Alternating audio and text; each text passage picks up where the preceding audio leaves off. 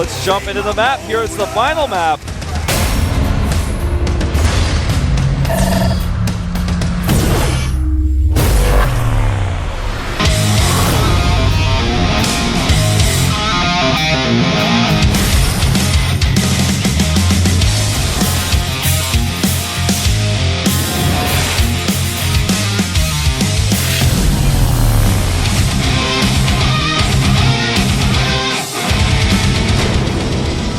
Ready, set, go. Game number 10, map number 9. We have Fnatic against NS Hosa on the last map of the day. It is Whirlwind, and starting to the bottom left, we have the strongest player in the NS Hosa lineup. It is, of course, NS Hosa, Jakji! It is Jakji, a former GSL champion. Very stressed out in the booth. Looks like playing in Terran versus Terran here. He's up against the last player for Fnatic. Starting to the top left. Can he keep his team? Production. Let me hang here. Alive! By the way, we're going to have very different build orders here. It's going to be gas first, which is crazy on a map of this size to go gas first, versus command center first. Yeah. And on a normal map, this usually can make the player goes for gas first take a very early advantage, but on a map of this size, things are a little bit different because of this. It's just so big. They are close by air, you could say, but this is going to be cool. Okay, who do you think wins? Well, looking at these build orders right now, I think the answer to that question comes down to how much damage the tech does, but if I had to choose... Jakji. If I had to choose, man, I would say... I can't say. I think... It's basically a coin flip. Yeah, I will refrain from making a choice because I just don't want to. You're gonna chicken out? Yeah. I basically just ran away from that question. I actually think that Jakji somehow is going to pull it off. If someone would have asked me before the match started today, who do you think is going to win this? I would have said Fnatic.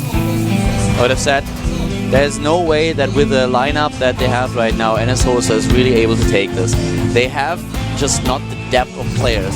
And if you just compare the names on the lineups, Fnatic looks so much stronger. But right now, this is a little bit crazy. Salvation taking 2 games, then you have, of course, Scalp coming through, and now also Jakji. I actually think that Jakji will make this happen, that NS Hosa will advance together with LGIM. Of course, Alive is a super strong player, and this game can go either way. I think one thing to think about as well is, well, beyond the builders that they're choosing, which I feel goes in favor of Jakji, but it's a big map, is that Jakji looked really nervous in the booth, and he kept touching his face, which usually indicates that your face is really hot, unless it's really cold for some reason, but that's, since humans are warm-blooded mammals, that's usually pretty rare. But I wonder what, how affected he will be by his nerves here. He's made a second Hellion, and we'll get the Banshee out. He's going to try to use these Hellions to find his opponent's location, because it's the first scout he's got. And he actually, he didn't see that SV. He could have killed the SV to deny his opponent information about where he started. And the question is, will Alive use a scan? Now that he's seen all locations but one, he scouted across first, will he use a scan to see his opponent's tech? And if he sees it, how will he respond? It's of course pretty cool right now for Jakji how this starts. It's the best scenario that he has. Fnatic Alive just scouting in the wrong direction the entire time. And he actually can take down the Harvester, and he does, but the Hellion has been revealed, and he knows about the Marine counter that's heading towards the space right now. So the bunker is being built immediately for Alive. And this is a really weird choice of tech for Alive right now. He's actually not going into the Viking to be safe, he's actually going into triple barracks. This bunker should not finish now. If he actually runs up there right now, you're right. But I think he's going to wait. He's going to let it finish. He's going to wait for the medivac, doesn't he? He's moving up now. The bunker barely not done yet. If he targets the SCV, it won't finish. But no, there's too many Marines regardless. But the Banshee will come into the main base now. And he could deny a depot, but he's not watching. He needs to move back here. Can Jakji do damage? He has to. He has such a late command center that he is forced to do some damage. And he took so many hits on the Banshee already, losing about, I would say, 30% of his hit points. He actually is just gonna... he almost lost it just by attacking a depot This is when you go for a gas first build and you see how ahead your opponent's Commancer is, you cannot be sloppy with your Banshee. It's like the only thing you have to worry about. Better not mess it up. And at this point now, with the double mule that Alive has, with the double commands and the double orbital so that he can start 2 SCVs at a time, he is really ahead of his opponent. The tech did not pay off for Jakji so far. And Jakji basically didn't do any damage. He killed... What did he kill? He killed like 2-3 Marines. Yeah. The SCV early on, but that's about it. So at this point, the economy is just much better for Alive. Yeah, it's insane. He's got a 6 Harvester lead, plus the extra mules he's had, plus the better saturation for a longer period of time. Tech-wise, Alive is behind, but only slightly, and they both have Sim around the same time, which is a tech that, since neither player has an army enough to move out, it's not going to be too significant at the stage in the game, but it's all going to be about who decides to engage better, because on a map like this, there's so much surface area, and this is a map that obviously neither player has chosen to go mech, but you kind of have to go Marine tank on this map because you need the tanks to fight the Marines, but also you need the Marines because the map is so large that the fan-out distance is incredible. An 8 Harvester lead that really comes through for Alive at this point. And now he starts his 3rd command center because he has just more minerals than his opponent. He can certainly afford to get this. At the same time, though, he has to defend against the drop and the Banshee. So a 2-prong attack is now coming his way. The Banshee trying to force the forces of his opponent to the right side. Taking down a couple of Harvesters here. Good position. At the same time, he's dropping into his opponent's main base. He has the medivac. He's going to lose his Banshee maybe. Barely saves it. Forces the stim, and the drop is actually doing a lot of damage here. Especially, of course, with the support by the medivac. Another stim being forced, and now he can just retreat. Force a lot of stims, which of course hurt a little bit since we don't have medivacs just yet for Alive. He's just building them. And Jakji's got a much faster combat shield research coming out here. So that's going to be an upgrade that can come into play. Both of them almost dead even on what they're making. Where their upgrades are, for example, for +1, just barely ahead for Alive. But of course this 3rd orbital will be so much faster, and therefore also the mule. So in economy he is still ahead of his opponent, and tech is about to even out. Second engineering bay has just been started, and here comes a big doom drop. Yeah, and he's got more units here. This is a big problem for Alive. I'm not sure if he's going to be able to prevent this. Uh-oh, Alive has to be very, very careful. All those Marines are not supported by the medivacs, by the way. Now they're finally coming. He even has to use a couple of his SCVs to make this work. He did not have the combat shield yet, though. Yeah, that was a big problem. Indian waited and done that drop with combat shields when Alive did not have them. I think that drop could have been twice as effective. But he didn't know about the combat shield advantage, of course. So that's the only information that we currently have because we can see the production tabs. And now the combat shield for Alive is started, and as also Jakji's combat shield has been finished. And he did a decent trade there. Even though he lost the medevac, he traded well. He is behind in supply, and Alive still has that working count advantage. And Jakji didn't even start his 3rd command center yet, so... No, he did. He's actually, he completed it already, but he did not start the orbital. Oh, okay. I was like, where is that? Alright, there it is. Found it. Don't play Where's Waldo with me. Huh? Don't play Where's Waldo with me. It just disappeared when you looked at the tab. Yeah. This situation is looking better and better for Alive all the time. He's got better upgrades coming up because he made the 2nd eBay. He's getting +2 right now, whereas Jakji did not. He's just got +1. He's not going to have the armor upgrade. And the 3rd base is so much faster also for Alive. There is one unit for Jakji that will spot the 3rd base, but there's not a lot that he can actually do about it. Yeah, you're exactly right. He's got 4 medevacs to 1, Alive does as well. So only 1 medevac out for Jakji since he lost that one with the drop and he didn't continue production. What is that actually? Is that a Marine up there? Yeah, it's a Marine up there. He's going to see it. Yeah, he kills it. Takes down the Marine. You couldn't see it on screen, but there was 1 Marine at the 3rd base for Alive. The 3rd is now in position. He can saturate 3 bases. Same is true for Jakji, who sent his command center over. And +1 is on the way for siege tanks for Alive as well. He's just getting all the right upgrades. Jakji, however, is making 2 tanks at a time, so his tank count is going to become a lot faster, or a lot better, a lot faster. Upgrades are really going to be an issue for Jakji, though. In the upgrade count, he's definitely behind his opponent. Overall supply is also a little bit better for Alive. He has still the 7 Harvester advantage that he had early on already, and at this point starts the +2 attack, armor upgrade. And right now, Jakji is starting +1 attack. Yeah, now you can see at the production tab that Life is a little bit ahead of his opponent. Just with the +1 attack upgrade, the armor upgrades have been basically started roughly the same time, but in +1 for terms of siege attack, tanks it's better. as well. Yeah, it goes out faster for Alive.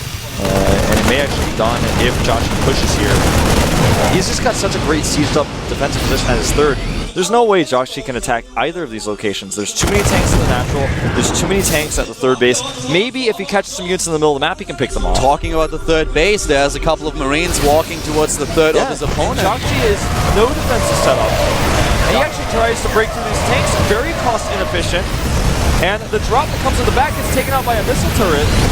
The drop being taken out at the same time. There's a huge fight at the third now of Jakji, and that is natural. There are also a couple of units being dropped. Look at how many units actually go down here. The harvester count of 41 for Jakji against 59. So in comparison to how these attacks went, oh well, he's actually in the mineral line of natural. Oh, he's gonna lose so many SCVs here if he targets them. Yeah, he's losing even more SCVs. You are so right. He's now down 20 supply. 40 workers against 58. Not really a good position economy-wise for Jakji. But the orbital is flying right now for Alive, so he's not getting any mining at that third base at all anyways. He can land it, and it looks like he's actually going to go ahead and land at the top right location. But that's a very vulnerable spot. And at the same time, we have now a job play coming down to the bottom left. Alive sent 2 medivacs this way. He's starting to research his +3 attack upgrade. Army supply is in favor of Jakji just by the smallest margin. He's really abusing the fact that he knows Jakji's army is completely containing him in the middle of the map, so he's attacking other locations. He's going to get 2 tanks here very likely. First one falls, and the second one barely escapes for now, but he will be able to target it down and kill it. And now the main base is free reign for him. It's completely exposed, and he starts to take down those reactors, and it takes an eternity to actually rebuild those. In the main base of Alive, we have another drop, but there are so many units for Alive that he will be able to take this down. And he's just killing units as they spawn in the main base of Jakji. Oh, great pickup here. Now he can go right into the third base if he saves it, and he does. Oh my god. Well, the Marines are able to take down the medivac, but at the same time Alive was able to just repel this job in his main base to the top left. He is still ahead in overall supply. The harvester count now 41 to 56. Alive still being ahead, has the top right position for his third base. And of course now Jakji also has a problem that he lost so many of his add-ons. He lost those reactors. The damage has been done for sure. He's actually going to lose an entire barracks as well coming up soon. And Alive swims in, picks off a tank.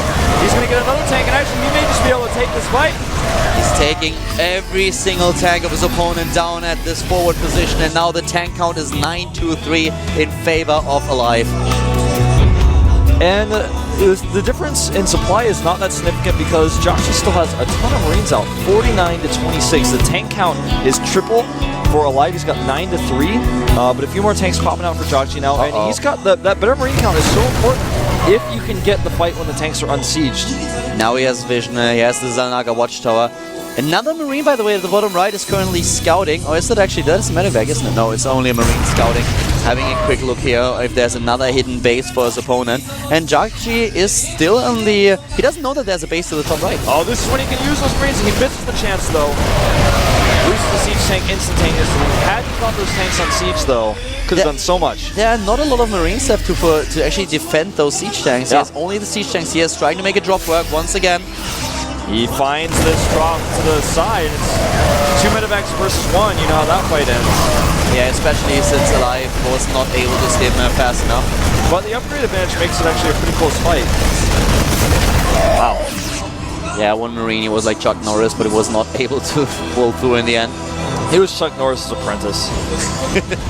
Yeah, he was. He was. No roundhouse kicks from this guy anymore.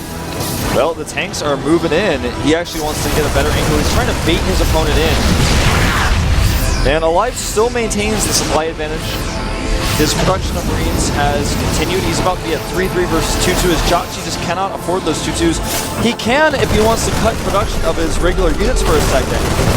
The Marine count is nearly even. Wow, again a drop in the main base, at least trying to forcing, sorry, at the third of course, Jakji is just trying to force those Marines to fall back with the siege tank that he sieged up, but the sensing tower is already killed. He picks up a tank here at the front, which is actually a great trade for him right now because he's got the better position.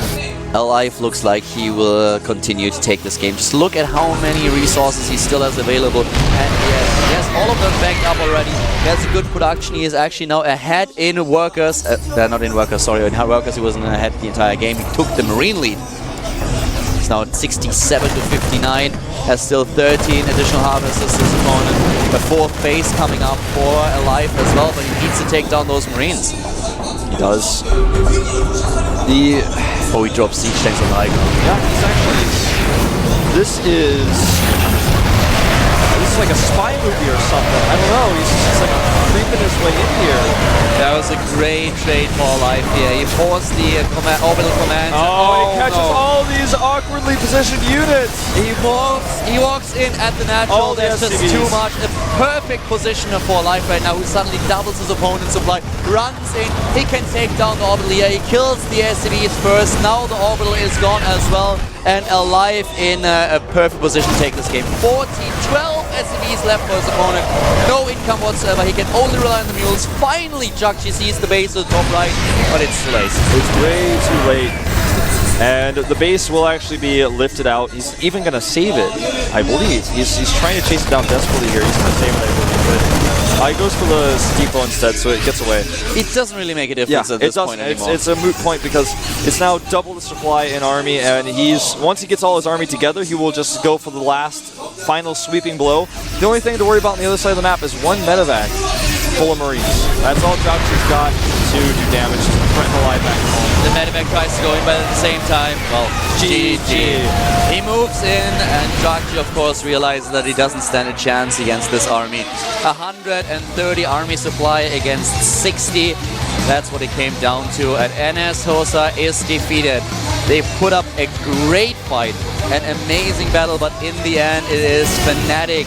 They take the team edge, they advance together with LGIM, Alive being the last man standing, and he came through for his team. Yep. He was able to defeat the NS Hosa 5. He took out the last player. Fnatic victorious here today, starting out with a deficit. Were all killed in their first match against IM, but they still came through. Pretty cool situation that we had today with the team match, going all the way to the final game, and it was an epic final game. On the other hand, it's really sad for NS Hosa. They are losing a lot of players these days. Today they didn't even have Seal on the bench for whatever reason. One player in Code. Yeah. And now no presence in Team League.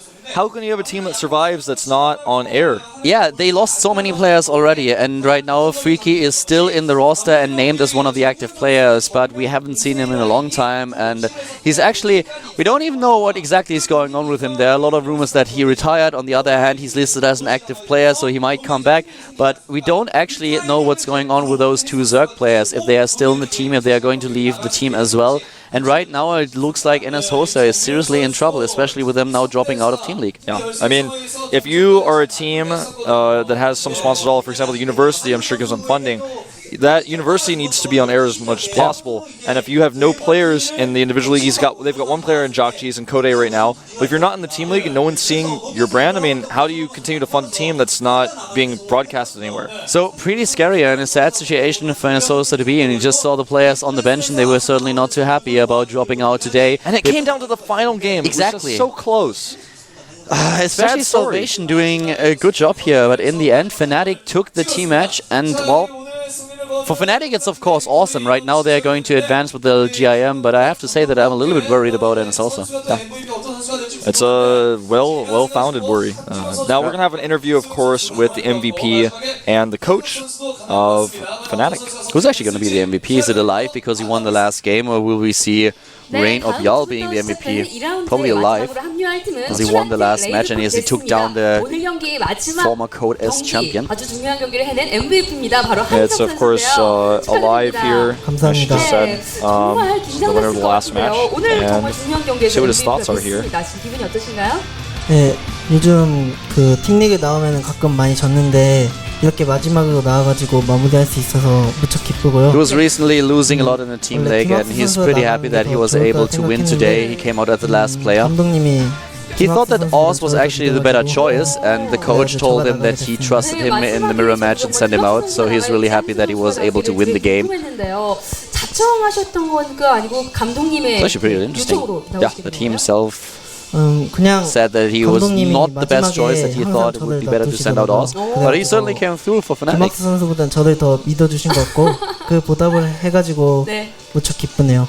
네, 이제 2라운드에 가게 됐습니다. 상대가 지난 시즌의 결승 바로 He's joking a little bit that the coach trusted him more than Oz today since he sent him out. FX 오픈 선수들 중에 가장 강한 선수를 뽑으면은 고병지 선수나 네. 이동영 선수가 있는데 일단 그 두 선수를 필두로 해가지고 준비를 많이 해야 될 것 The 같아요. next match they are playing is against FXO, and Gumiho and Leenock, in his opinion, are the best players on FXO, and 이동영 that's the two 선수한테 좀 players 많이 that they will 져가지고 focus on when 이동영 practicing. 선수도 한번 해보고 싶은데 이길 자신은 없어요. He lost a lot of matches against Leenock, so he wants to have revenge. He's not trying to dodge him, he wants to have revenge against Leenock, but right now he's not really confident playing against the strong FXO Zerg, so he will prepare really well for a match, a rematch.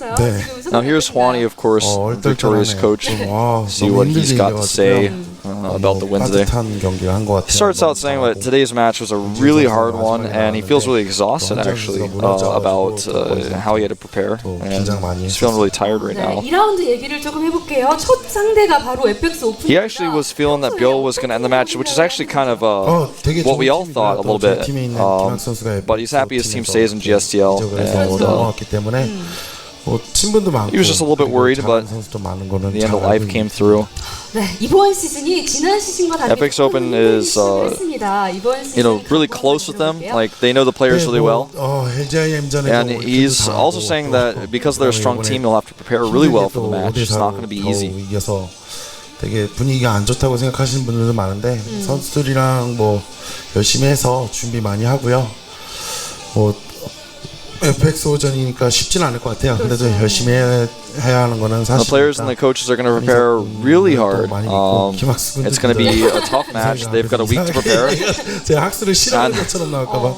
And he's actually confirming that he trusts Oz more than alive joking. 네, 알겠습니다. 2라운드도 기대하겠습니다. 감사합니다. 감사합니다. 자, And he obviously says, as most coaches do, he hopes that the match will be entertaining for the fans. And I'm sure it will be. I'm excited. That will be next week.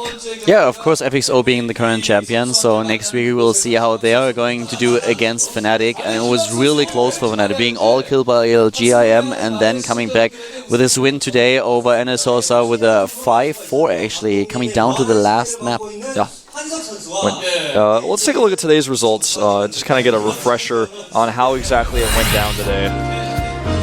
Things started off on Abyssal City with Salvation taking a win over Moon and also able to defeat Rain, the second Zerg, and then Rain with two very straightforward wins against Salvation and Brave. This music actually just, it makes me feel like you're like, it's like, well, take a look at these results while you wait on hold for customer service.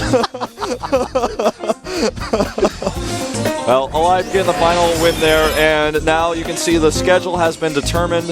Actually, this is not it. This is actually just the results of the preliminaries. My mistake. Exactly. LGIM with a win over NSOSA with a 5-3, and also able to take down Fnatic in today's match. NSOSA versus Fnatic in favor of the Fnatic team, of course, as you just could witness. And here's the second round. Yep. FX Open versus Fnatic will be first, as mentioned, and then on the following Saturday, 1 week from today, we'll have Slayers against LGIM. That will be a crazy match to watch. The following Friday, we'll have TSL versus Prime, which should be epic. And last but not least at all is StarTale Quantic versus MVP on the next following Saturday on the 6th. Really crazy games here. Really intense. I mean, all of these matches. MVP was always a great team in the Team League, and they have to face now StarTale, which is really strong after they picked up the Zenix Zergs. Notice as well, you can go back and look at the schedule. There is a brief period because of holidays in Korea where there's kind of a break from the Team League, so think about that as well. Yep, Korean Thanksgiving. Yeah, it should be a really exciting season, actually. We've got it stretched out pretty far. Now you can see here are all of our Code A players. It's a bit overwhelming if you look at it all like that, but maybe take a screenshot or something, or just go to GOMTV.net and check out the brackets there. Exactly. The Code A is starting next week, and of course we also have Code S next week. A lot of StarCraft 2 coming your way here at the GSL. And well, that's it for today with the GSTL. I certainly hope that you guys enjoyed the show. It was a really close match between Fnatic and NSOSA. We'll be back with the Team League next Friday, of course, but before that, Code A and Code S will entertain you here at GOMTV. See you next week.